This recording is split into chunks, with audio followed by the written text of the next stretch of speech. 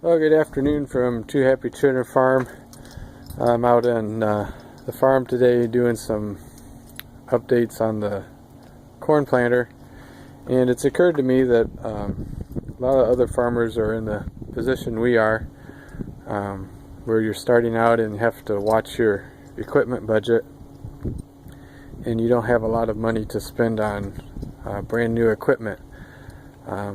But there's always somebody that's glad to sell you a piece of junk used equipment, and since you're not sure how this equipment's supposed to work anyways, you don't know if you're getting a good piece or a piece of junk. So I'm got my corn planter up in the air here, and I wanted to go over some of the things that I did to take this used corn planter and make it field ready. And there's just some things you have to do on a planter that, even though you're not sure if it's worn out or not, there's just some things that you have to replace and just get on with your life, because these planters are so important in getting your crop in the ground the right way and ultimately affecting your yield. So this is a 1978 John Deere 7000, I think it is, or 7100, whichever one was the integral planter. Originally it was an 8-row wide planter, so it has these rotating areas here, so it'd fold down 2 more rows. So this was a big deal back when it came out. It was huge equipment.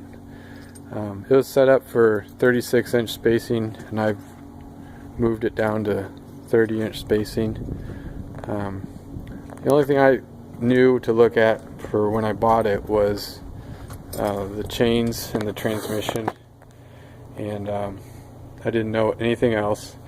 And of course my John Deere planter dealer wanted to sell me a new one, so he wasn't really helping me make a good decision on the quality of this piece of equipment. So the first year I used it, I had terrible results in the sweet corn crop. I was originally just planting about 5 acres of sweet corn, and had some terrible results. So I started watching Corn College TV on YouTube, and they had some planter clinic tips, and the more I got into it, the more I realized I needed to fix some things, and some things you just replace no matter what. So I'm a no-till operator. First thing I did was I replaced the bushings on this connection here. Once I got those out, they were completely worn, and you can check for your bushing quality by doing a lift test, lifting this up, see if it wobbles, and mine doesn't. It's very secure.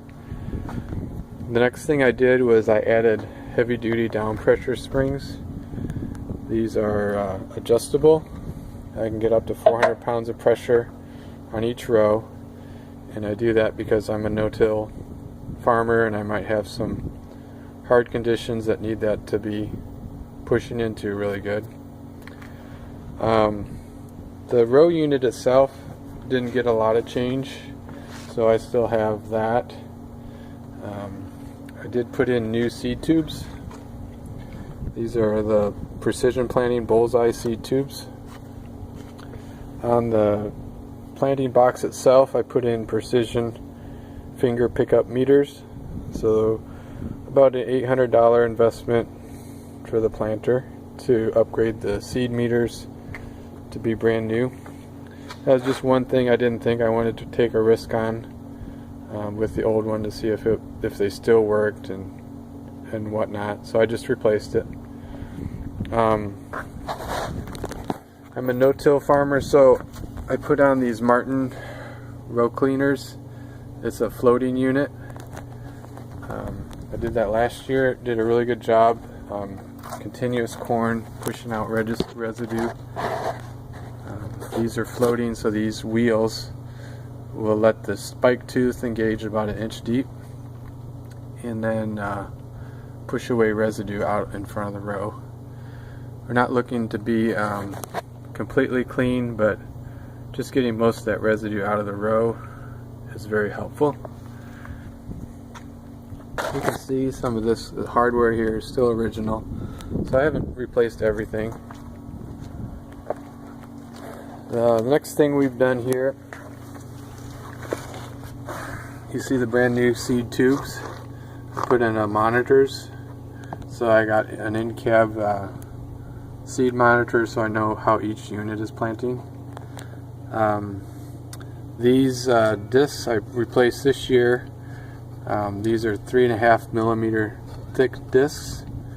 For no-till I went to the thicker disc so they don't flex as much and I get a better trench. They're going to be going through hard soil. New addition this year is the Keaton seed firmers with the Mojo wire. I'm using the Thompson closing wheels, and as you use spiked wheels you really need to make sure the seed is pushed at the bottom of the trench